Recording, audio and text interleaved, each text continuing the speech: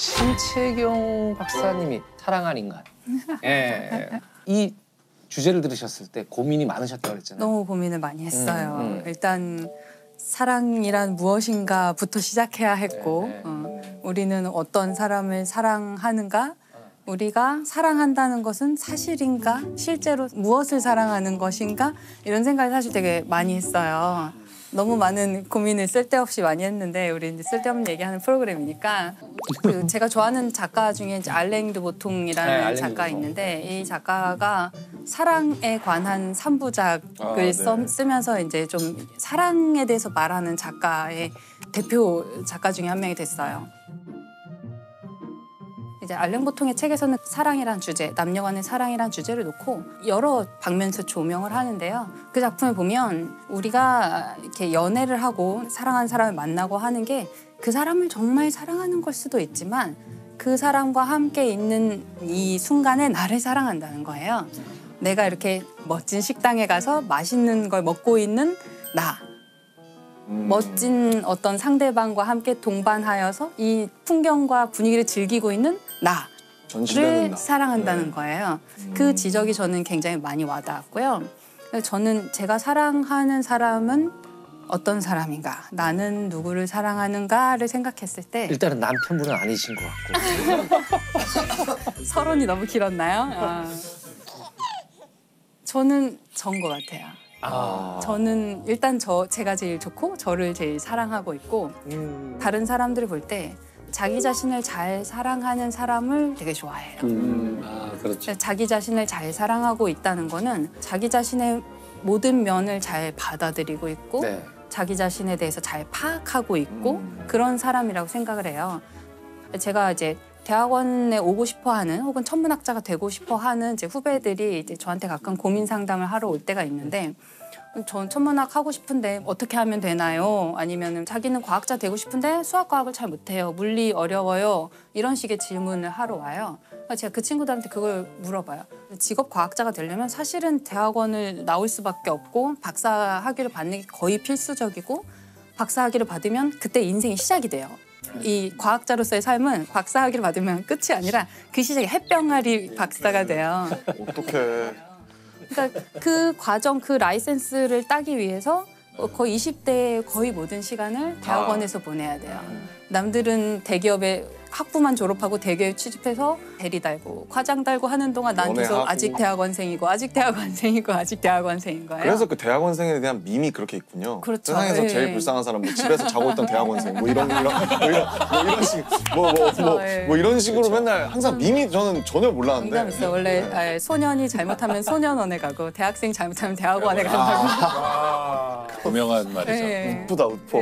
그러니까 그게 그 시간을 다 버틸 수 있는지 나는 그게 가치 있다고 생각하는지 내가 내 젊은 날의 시간과 모든 기회비용을 다 투자하고 희생하고 할 만큼 내가 이것을 가치 있다고 판단하느냐 저는 그거를 제일 먼저 물어보라고 해요. 너 자신에 대해서 알아야 돼. 천문학을 아는 것보다 너 자신에 대해서 먼저 탐구해보기를 바란다. 그 얘기를 항상 하거든요.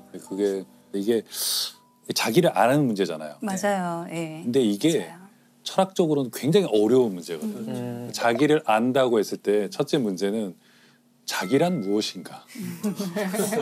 자기. 베이비. 나라는 것이 그러니까 불교에 그런 말이 있거든요. 나라고 할 만한 것이 없다는 사실이 있다. 이런 말이 있어요. 근데 아무튼 그게 좀 어려운 얘기지만 나라는 것이 있나. 그러니까 왜냐하면 나라는 것이 자꾸 바뀌거든요. 맞아요. 오늘은 내가 예를 들면 유튜버가 되고 싶은데 내일은 가수가 되고 싶고 모레는 또 누구의 걸 봤더니 영화배우가 되고 싶고 인간은 자꾸 변하기 때문에 이 변하는 자아 중에 어떤 게 나냐. 너무 어려운 문제죠. 맞아요. 근데 그러면 어떻게 진로를 선택하신 거예요? 이렇게 뭐 천문학자가 나는. 저는 공부하는 거는 좋아했어요. 그러니까 똑똑하고 싶은 그 공부가 아니라 저는 약간 집착형 인간이거든요. 제가 뭐 하나 좋아하면 막 그거를 계속 하고 싶고 내가 잘하느냐 못하느냐 별로 중요하지 않고 그냥 그걸 할 때가 재밌는 거예요. 그래서 만약에 영문학과를 갔어도 대학원 갔을 것 같고 생물학과를 갔어도 대학원 갔을 것 같고 그냥 저는 이런 삶을 좋아했었고 근데 그중에 이제 천문학이 된 거는 진로를 결정할 시기에 알게 되었던 몇몇 사람들이 이제 천문학이라는 길을 이제 보여줬던 거죠. 그래서 저한테는 대학원 생활하고 이제 지금 이 일을 정말 이 과정을 즐기고 있기 때문에 저는 제가 막 노벨상 받는 과학자가 아니어도 저는 그냥 오늘이 매일이 행복한 거거든요. 그러면은 저는 이제 제 자신을 잘 알고 이 길에 왔다고 저는 생각을 해요. 지금 이렇게 진로를 결정하는 부분에 있어서도 굉장히 자기애가 느껴져요.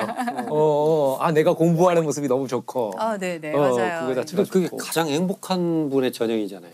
내가 정말 잘하는 건데 내가 좋아하는 거고 그것이 내가 직업으로 선택할 수 있고 이게 정말 행복한 거죠. 덕업일치라 그러죠. 그렇죠, 그렇죠. 그래서 최근에 이제 재밌었던 거는 김연경 선수의 인터뷰. 김연경 선수. 네, 김연경 선수의 인터뷰가 저는 너무 마음에 와닿는 거예요. 그분의 인터뷰가 어떤 식이냐면 김연경 같은 선수는 100년에 한 번 나올까 말까 한 선수라고 생각하는데 정말 그렇게 생각하시나요? 물어보면 그분은 네라고 대답하시는 거예요. 정말 그렇게 생각합니다.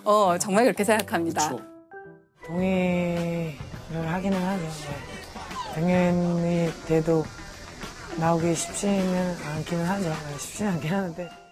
그리고 뭐 팬들이 달아준 댓글 중에 제일 마음에 드는 거는 교회에는 성경, 절에는 불경, 배구는 김연경.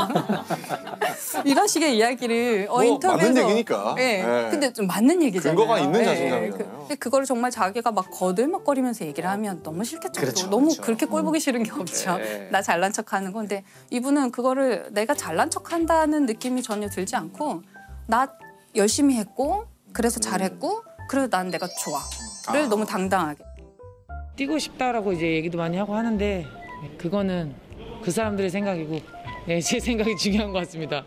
제가 잘 결정할 수 있도록 하겠습니다. 그러니까 사실 너무 겸손한 것도 좀 이상하잖아요. 그렇죠, 사실. 우리나라는 너무 아무래도 겸손을 약간 뭐랄까 너무 이제 미덕으로 최고의 보니까. 미덕처럼. 또 그런 걸 볼 때 되게 김연경 선수의 그 자기 사랑이 너무나 건강한 모습이다. 좋은 표현입니다. 되게 본받고 예, 싶다 예. 그런 생각 너무 많이 들어요. 이게 자기 자신을 잘 사랑한다는 게 예를 들어서 내가 김연경인데 나는 오늘 최고의 점수를 득점 왕이 됐어. 그러니까 나를 사랑해가 아니거든요. 내가 잘못한 점도 있겠고 내가 부족했던 점도 있고 근데 그걸 그냥 잘 인정하는 거잖아요. 다 수용하고 어제 내가 잘못한 것도 그렇죠. 나고 오늘 실수했던 것도 나고 뭐 내일 부족한 점을 좀 메꿔서 내일 더 잘하려고 하는 것도 나고 그러다 또 실패하는 것도 나고 그걸 받아들이지 않으면 나의 멋진 모습, 예쁜 모습만 사랑하면 너무 허울만 있는 거죠. 너무 무너지기 쉬운 모래성 같은 거고요.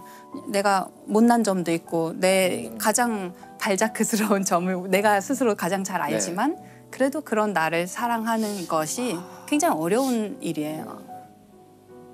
심채경 선생님은 자기 자신에 대한 사랑을 얘기하시잖아요. 자기애를 얘기하시는데 그러면 이제 심사위원 심채경, 선수 심채경, 자 도마 경기예요. 자 뛰어가다 탁 넘었어. 몇 점입니까? 10점 만점에. 제 자신이요? 네. 제 자신은 저는 10점입니다. 10점입니까? 네. 그러니까 멋있다. 그게 남이 평가하는 나는 5점이나 7점이나 실격일 수도 있겠죠. 경기장 밖으로 넘어 떨어졌을 수도 있지만 그게 나라는 심사위원한테는 그게 내가 10점인 거죠. 의외로 굉장히 외윤의 극강의 캐릭터세요. 아니 아까 말씀드렸잖아요. 목소리 제일 작으신 분이 제일 그러니까 위너야. 실눈캐 같은 거죠, 약간. 근데 이게 사람이 좀 약간 행복해지는 게 되게 어려우면서도 어찌 보면 되게 단순한 게 가치 판단의 무게 중심이 내 안에 있으면 되거든요. 우리가 천체들도 보면 무게 중심이 그 천체 안에 있으면 얘는 안정적으로 존재할 수 있어요. 근데 이 천체가 다른 천체들과 주고받는 무게 중심이 이 천체 밖에 있으면 궤도가 계속 섭동이 되는 거예요.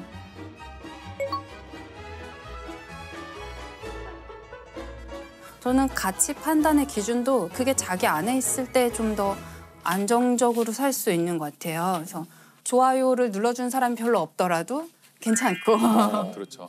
사실 그 지점인데 그 가치 판단의 무게 중심이 본인 안에 있기가 갈수록 힘들어지고 있어요. 그럴 수 있어요. 왜냐하면 알고리즘이라는 것들이 계속 나에 대해서 데이터를 맞춰서 분석해주고 뭘 추천해주고 하는데 그거를 제가 좋아하는 내 색이라고 받아들이면서 사실은 비슷비슷한 테이스트나 비슷비슷한 색을 갖게 되는데 근데 나는 또 굉장히 내가 유니크한 무언가 뭐라고 생각을 하면서 사실은 끊임없이 그 알고리즘과 시스템의 영향을 계속 노출되는 세상이잖아요. 맞아요. 그래서 그 가치 판단의 무게 중심을 그 자기 안에 두는 게 사실은 연령이 저는 낮을수록 스마트폰에 친할수록 훨씬 더 어려워질 거라고 생각해요. 네.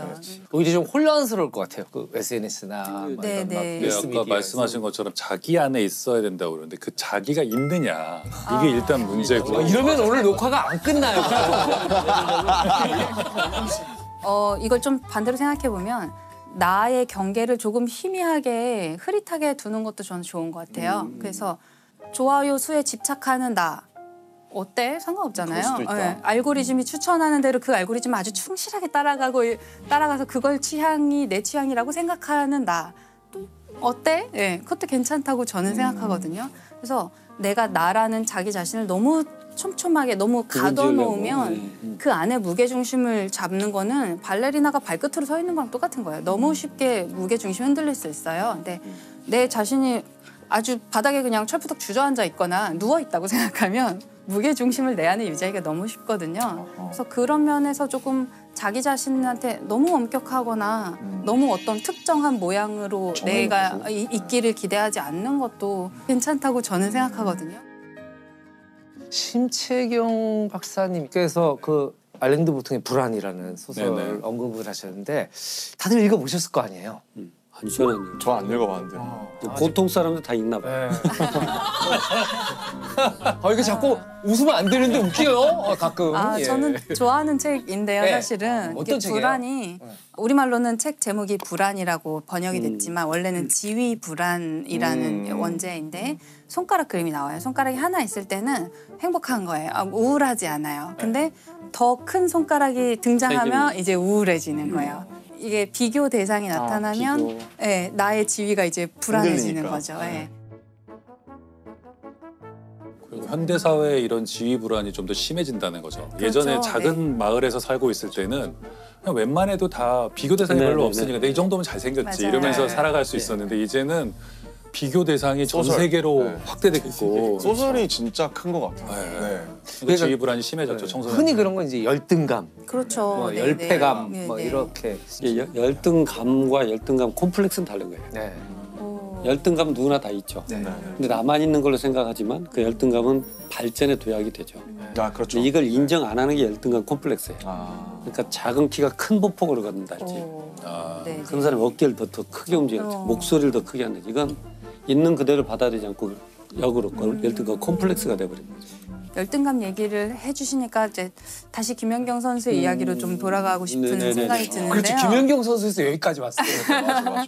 네, 그 김연경 선수가 그런 너무나 자신만만해 보이는 인터뷰 같은 거를 할 때 그 인터뷰가 거만하거나 오만해 그렇죠. 보이지 않는 그런 여러 가지 이유 중에 하나는 이분이 옛날에는 굉장히 키가 작은 선수였다고 그랬었다고요. 하더라고요. 예, 예. 초등학교 4학년 때인가 배구를 시작했는데 중학교 3학년 때까지 배구단에서 제일 작아서 계속 벤치에만 있는 거예요. 자기는 경기를 뛰고 싶지만 계속 벤치에 앉아 있고 뭐 그런데 그 상황이 되면 누구나 굉장히 열등감, 열패감에 사로잡힐 수 있죠. 나는 왜 못 뛰지? 나는 뭐가 부족해서 아니면 배구 그만둘까? 이런 고민을 분명히 했을 텐데 너무 재밌는 게 이분은 그 벤치에 앉아서 선수들의 플레이를 계속 봤다는 거예요. 계속 관찰을 해서 이런 플레이를 하면 이런 결과가 나왔고 저기서 저 선수들이 어떻게 뛰었더니 이런 좋은 세트 플레이가 나왔고 이런 거를 계속 관찰할 수 있는 되게 좋은 기회로 삼았던 거예요. 벤치에서 마치 감독이나 코치가 된 것처럼 몇 년을 배구 경기를 열심히 관찰했기 때문에 나중에 본인이 정말 키가 훌쩍 자라서 본인이 직접 플레이를 하게 되었을 때는 이 배구 경기장의 흐름을 너무나 잘 아는 선수가 된 거죠. 그럼 박사님은 뭔가 그렇게 그 김연경 선수님의 작았던 키처럼 뭔가 이렇게 벽 앞에 막혔다라고 느꼈을 때 어떻게 극복하셨는지 그런 케이스가 있으신지. 벤치에 앉아 있었던 그렇죠. 저는 대학에 처음 들어왔을 때가 좀 어려운 시기였어요. 근데 제가 망원경을 직접 본 적이 한 번도 없는 상태였어요. 저는 그냥 과에는 뭐 중학교 때부터 자기가 렌즈를 직접 깎아서 망원경을 만들어 본 사람. 장인이 있어, 장인이. 네. 갈릴레오 지대도 아니고 전문학자 하기 힘들다 힘들어. 네, 아주 어릴 때부터 관측을 많이 해본 사람 집에 굉장히 큰 경통의 망원경이 있는 사람들이 많은 거예요. 그리고 제가 잘 모르는 별자리 신화 이야기를 막 끝도 없이 나오는 거예요. 그럴 주눅 때 들었겠다. 완전히 네. 주눅 들죠. 완전히 주눅 들고 나는 별자리도 모르는데 학교에서는 별자리 가르쳐주지 않아요. 그러면 저는 계속 교양이 없는 상태로 교양이 없는 인간이 되는 거예요. 그게 너무 이제 처음에 주눅 들기가 쉬웠거든요. 저는 그게 처음에 되게 어려웠는데 저는 좀 시간이 지나면서 제가 할 수 있는 일을 찾기 시작했어요. 예를 들어서 과학은 우리가 팀을 이루어서 일을 하기 때문에 계산 잘하는 친구가 너무 필요하고요. 컴퓨터 코딩 잘하는 친구가 필요하고 그래프를 너무 멋있게 누구나 이해할 수 있는 좋은 그래프를 그리는 친구가 또 필요하고요. 또 뭐 펀드가 필요하니까 과제 예산을 잘 따오는 어떤 다른 동료나 선배가 필요하고 그 모든 사람들이 팀을 이뤄서 일해요. 그중에 제가 할 수 있는 역할을 이제 찾는 거죠. 네, 그게 뭐였어요? 그렇게 하면 돈을 따오는 일? 돈을 따오려면 아직 좀 더 거물이 돼야 예. 되고 네. 쉽지 않구나 그거. 네, 저는 저는 왜 그래프 그리는 것도 그리는, 코딩하는 것도 코딩, 좋아하고 네. 그런 면에서 또 저는 꾸준히 가만히 앉아서 계속 그 자리에 앉아 있는 걸 잘해요. 사실은 그건 저도 재능이라고 생각해요. 저는. 재능이에요. 네. 쉽게 질리는 사람도 있는데 너가 열심히 하다가 다 못하겠으면 나한테 주고 가. 너 가. 그럼 내가 앉아서 나머지 하고 있을게. 오케이. 그러면 이제 다음날 그 친구가 와서 또 잘하는 거예요. 그래서 저는 운이 좋게도 과학은 팀을 이루어서 일을 하니까 저도 어딘가에 톱니바퀴가 맞는 데가 있는 거예요. 잘 찾아 들어가면. 제가 욕심을 막 부려서 저라는 퍼즐이 안 맞는 엉뚱한 곳에 가서 저를 막 끼워 넣으려고 하면 너무 괴로운데 그냥 그 순간에 그 팀에서 내가 할 수 있는 일을 계속 찾는 거죠. 그러면은 그럭저럭 지낼만 해요. 그럭저럭 행복할 수 있고 그럭저럭 실패하지 않을 수 있어요. 과학은 매일매일 좋다. 조금씩. 팀으로 일할 수 있고 문학은 그런 거 안 돼요. 맞아, 그렇죠. 맞아. 팀으로 만들면 싸워요. 누가 서문을 쓰고 뭐 이럴 수는 없잖아요. 근데 이런 얘기를 하다 보면 정말 네. 꼭 이렇게 이분법으로 나누는 게 좋진 않지만 문과와 이과의 차이가 좀 약간 보이는데 네. 대체적으로 이공계 사람들은 좀 낙관적이에요. 대체적으로 특히 미래에 대해서 좀 낙관적인 그런가요? 그런 시각이 더 강해서 오히려 반대일 것 같아요. 저도 반대일 것 그렇죠. 같은데. 그렇지 않아요. 지금까지 과학이 발전만 해가서 그런가 보다. 그러니까 그게 그 계몽주의 철학과도 관계가 있을 거예요. 예. 그러니까 과학이 우리에게 미래에 대한 낙관적인 어떤 전망을 처음에 주었잖아요. 합리적 이성의 승리 그렇죠, 같은 걸 그렇죠. 믿게 되는 거죠. 그래서 그 전에도 유명한 과학자들이랑 그 네. 철학자들이 논쟁했던 거기에 아마 알랭드 보통도 나왔을 거예요. 알랭드 보통도 나왔었고 네. 스티븐 핑커도 나왔었고 네. 그 논쟁 보면 언제나 똑같은데 그 인공지능은 오히려 인간에게 좋은 네, 우리의 미래를 좋을 거라고 얘기하지만 항상 이제 인문학적이나 저쪽 분들은 멈치시네. 미래에 대해서 되게 이렇게 안 믿어 이러면서. 그런 부분에선 그런 것 같아요. 그래서 네. 심지어 이런 말도 한 적이 있어요. 과학자 중에 한 사람이 과학자란 인간이 가질 수 있는 가장 행복한 상태다.